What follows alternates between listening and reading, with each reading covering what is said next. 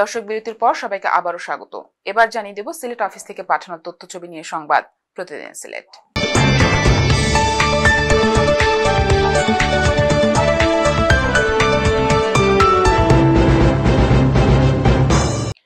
কমার কোনো লক্ষণ নেই, উল্টো দিন দিন বেড়েই চলেছে নিত্যপণ্যের দাম।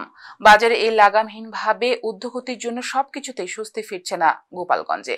হতাশা বিরাজ করছে সাধারণ মানুষের মধ্যে। ব্যবসায়ীরা বলছেন বন্যা ও অতিবৃষ্টির কারণে বাড়ছে নিত্যপণ্যের দাম। এদিকে সাধারণ মানুষ দ্রুত নিত্যপণ্যের দাম কমাতে সরকারের কার্যকরী পদক্ষেপের দাবি জানিয়েছেন। আরো জানাচ্ছেন সহকর্মী ফাহিম আহমেদ। দিনের পর দিন শুধু বাড়তেই আছে নিত্যপণ্যের দাম। নিত্যপণ্যের দাম বাড়ার সাথে সাথে বাড়ছে সাধারণ মানুষের কষ্ট। কেউ অভিযোগ করছেন তো কেউ মুখ বুজে সহ্য করে যাচ্ছেন। গত এক সপ্তাহের ব্যবধানে গোলাপগঞ্জ উপজেলার বিভিন্ন বাজারে বেড়েছে মাছ, মাংস ও শাকসবজি সহ বিভিন্ন পণ্যের দাম। বুধবার পৌর শহরের গোলাপগঞ্জ বাজার ঘুরে এ চিত্র দেখা যায়। বাজারে প্রতি কেজি করলা 70 থেকে 80, ঢেঁড়স 50, বরবটি 80, মূলা 60, লতি 60 থেকে 80, পটল 50 থেকে 60 টাকায় বিক্রি হচ্ছে। এছাড়া প্রতি কেজি পেঁপে 40, কচুরমুখী 70, দেশি টমেটো 200, শসা 60, গাজর 160, মিষ্টি লাউ 80, ফুলকপি 160, আলু 60, কুমড়া 70 থেকে 80 টাকা দরে পিস বিক্রি হচ্ছে। বাজারে লাল শাকের আটি 20, পুঁই শাক 40, লাউ শাক 30, কলমি শাক 10 থেকে 15, পালং শাক 20 টাকায় বিক্রি হচ্ছে। এছাড়া ব্রয়লার মুরগির দাম কেজি 190 টাকা, লাল মুরগি 600 টাকা, ডিমের হালি 60 টাকা দরে বিক্রি হচ্ছে। এছাড়া গরুর মাংস সহ বেড়েছে সব ধরনের মাছের দাম। যত দ্রুত সম্ভব নিত্যপণ্যের দাম কমিয়ে সাধারণ মানুষের কষ্ট দূর করার জন্য সরকারের কাছে অনুরোধ জানিয়েছেন ক্রেতারা। বর্তমানে যে পরিস্থিতি বা বিশেষ করে খাসা বাজারের যেটা বা অন্যান্য যে কাঁচামালগুলো আছে মুরগ থেকে লাগাইয়া সব কিছুর মধ্যে দাম আগে থাকি অনেকটাও বেশি। তো আমরা দোকানদারগুলোর লগে যদি আমরা আলাপ করা যাই যে ভাই দাম বেশি, এখানে তারা ঘুরিয়া হয়ে যে ভাই আমরা তো কিনে আনি ওরকম দাম দিয়া, আমরা ক্রেতাগুলো যাইতাম। তো আমরা চাইলাম যে আমরা এই যে বর্তমান যে বাজার মূল্য যেটা একটু সরকার থেকে যদি মনিটরিং করা যায় বা একটু দেখা যায় তাহলে মনে হয় সাধারণ ক্রেতাগুলো লাগে আমরা লাগে একটু সুবিধা হইব। মরিচ লইছি 80 টাকা, তা কমায় না কেন দিবি তরকারি কোনোদিন 80 থেকে 70 টাকা খাইছিলাই। বন্যা ও অতিবৃষ্টির ফলে আড়তে সব ধরনের পণ্যের দাম বেড়েছে, ফলে দাম দিয়ে কিনে বিক্রি করতে হয় বলে জানিয়েছেন ব্যবসায়ীরা। পণ্যের দাম সব কিছুর দাম বেশি বুঝছেন, এখন তো শীতকালীন মৌসুম, এখানে সবজি যেগুলো আছে এগুলো ঠিক মতো বাড়াইছে না, আর যেগুলো আছে এগুলো কিছু খুব শর্ট জায়গা, তো সব বন্যার কারণে অনেক জিনিস নষ্ট হয়ে গেছে, এর কারণে সবজি চৌড়া দাম, জায়গাটা আমরা দাম দিয়ে কিনে আনি আর আমরা দাম দিয়ে বেশি। আরও মাল কম দাদা, মাল মিলে না, মাল পাওয়া যায় না, প্রচুর দাম মালও আনিয়া বেশি ভর্তা করা যায় না। এটা হয়েছে নাহলে দোকানে মাল উঠাইতাম পারি না, নাহলে তো দোকান লোড টাকা মালে। বন্যার কারণে তো দাম বাড়াইল, মাল কমে গেছে, কমে আইছে, ও কারণে দাম বাড়াইলে আর একটা বন্যায়ও রাখছে না কোনটা। যেমন ধরো কিরা আগে বেচি আমরা 30 টাকা, এখন বর্তমানে বেশি 60 টাকা। যেমন ধরো জিঙ্গা বেচি আগে 40-50 টাকা, এখন বেশি 70 টাকা। টমেটো বেচি আপনার আগে বেচি 120 টাকা, 100 টাকা, এখন বর্তমানে বেচা লাগে 160-180, ওলাও বেশি। আর আমরা জি না ভাই, আমরা দাম বাড়াই মানে তো জেলার লোহাওয়ালা তো বেচতে হইব। এদিকে শীত মৌসুমে বাজারে শাকসবজির দাম কমে আসবে বলে আশা করছেন ব্যবসায়ীরা। Fahim Ahmed, NTV Europe, Golapganj. আইনি প্রক্রিয়া শেষ করে বীরের বেশে দেশে ফিরবেন বিএনপির ভারপ্রাপ্ত চেয়ারম্যান তারেক রহমান। তার নেতৃত্বেই নির্বাচনের মাধ্যমে দেশে প্রতিষ্ঠিত হবে জাতীয়তাবাদী গণতান্ত্রিক সরকার। প্রায় 1.5 যুগ পর দেশের মাটিতে ফিরে এমন কথা জানিয়েছেন যুক্তরাজ্য বিএনপি সভাপতি ও বিএনপি চেয়ারপারসনের উপদেষ্টা মণ্ডলীর সদস্য এম এ মালিক। সিলেট ওসমানী আন্তর্জাতিক বিমানবন্দরে তাকে স্বাগত জানান হাজারো নেতাকর্মী। সিলেট থেকে স্টাফ রিপোর্টার আশরাফুল ইসলাম ইমরান জানাচ্ছেন বিস্তারিত। আওয়ামী লীগ আমলে একের পর এক মামলা আর নির্যাতনে নাজেহাল হতে হয়েছে বিএনপি নেতাকর্মীদের। প্রবাসে অবস্থান নিলেও পিছু ছাড়েনি আওয়ামী রক্তচক্ষু। তবে তাতে দমিয়ে রাখা যায়নি জাতীয়তাবাদী শক্তিকে। ফ্যাসিস্ট সরকারের পতনের পর বিপুল সংখ্যক প্রবাসী বিএনপি নেতাকর্মী সাথে নিয়ে বৃহস্পতিবার দুপুরে সিলেট ওসমানী আন্তর্জাতিক বিমানবন্দরে হাজারো জনতার ভালোবাসায় সিক্ত হলেন যুক্তরাজ্য বিএনপির সভাপতি ও বিএনপির চেয়ারপারসনের উপদেষ্টা মণ্ডলীর সদস্য এম এ মালিক। স্বৈরাচারী সরকার উৎখাতের মূল শক্তি ছাত্র জনতার প্রতি কৃতজ্ঞতা জানিয়ে তিনি বলেন, বর্তমান সরকারের কাছে কোনো সুবিধা চান না বিএনপির ভারপ্রাপ্ত চেয়ারম্যান। আইনি লড়াই করেই তিনি দেশে ফিরে অন্তর্বর্তী সরকারের অধীনে অবাধ সুষ্ঠু নির্বাচনের নেতৃত্ব দিবেন তিনি। আমরা গত 16 বছর যেটা বিএনপি মানুষের ভোটাধিকার ফিরিয়ে আনার জন্য, সাম্য মানবিক মর্যাদা সামাজিক ন্যায় বিচার ফিরিয়ে আনার জন্য আন্দোলন করে গেছে দেশনায়ক তারেক রহমান, এই যুগের কার্ল মার্কস। ওনার সেই বলেছেন টেক ব্যাক বাংলাদেশ, ওনার সেই আন্দোলন সফল হয়েছে। পরিশেষে বাংলাদেশে কোমলমতি ছাত্র তারা জীবন দিয়ে আমাদেরকে স্বাধীন করে দিয়েছে।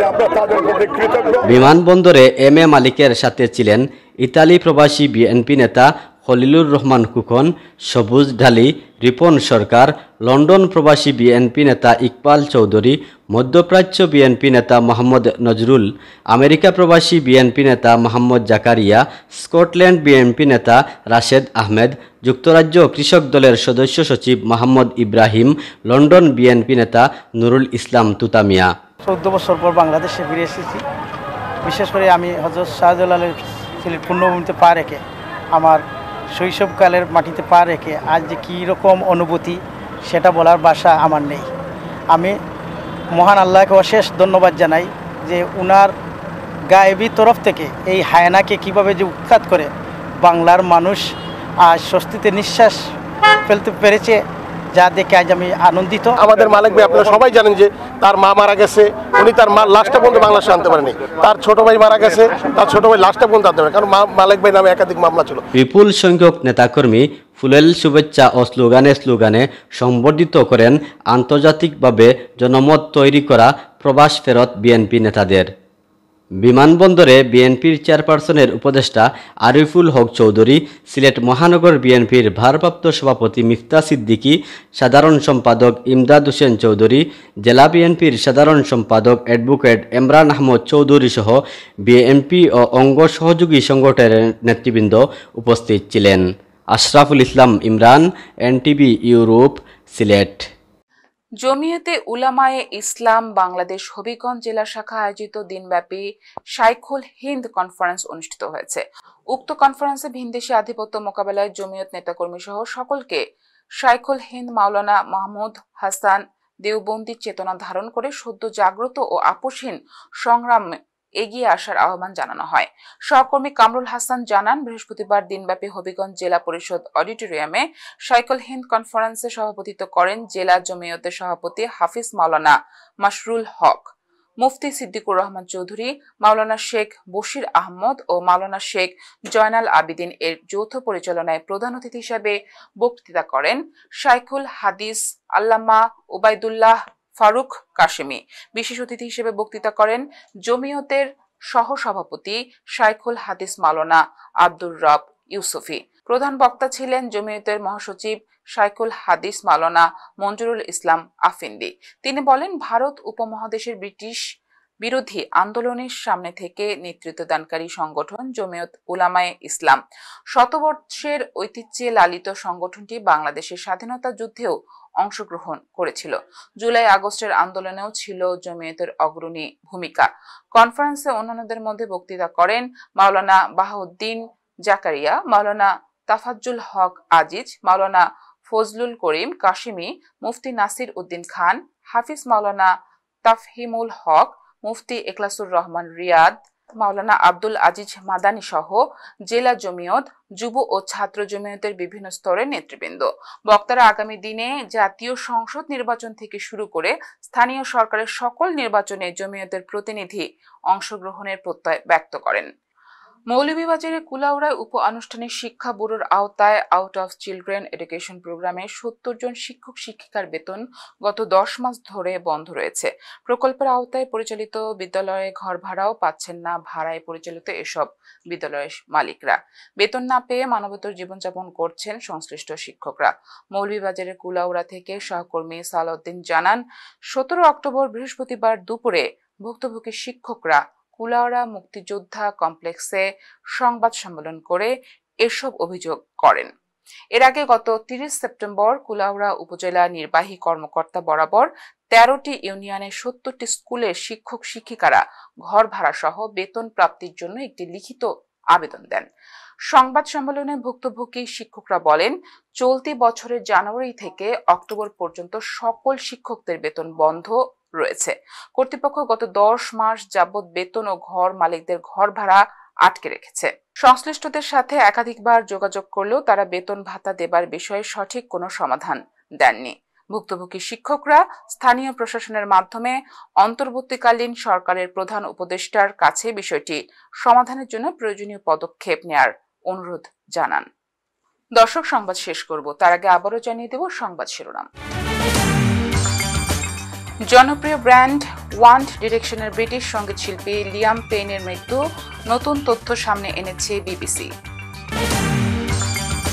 প্রায় ৫,০০০ পেনশনারকে উইন্টার ফুয়েল পেমেন্ট দেবে টাওয়ার হ্যামলেটস, ক্যাবিনেটে মেয়র লুৎফর রহমানের ঘোষণা।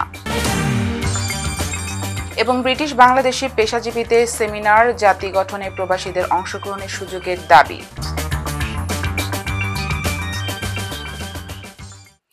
এই ছিল আমাদের হাতে থাকা এনটিভি ইউরোপ নিউজের সর্বশেষ আয়োজন। এই খবরের ভিডিও সহ আপডেট জানতে ভিজিট করুন ইউরোপ এনটিভি অনলাইন www.europentv.com। এতক্ষণ সাথে থাকার জন্য সবাইকে ধন্যবাদ। আল্লাহ হাফেজ।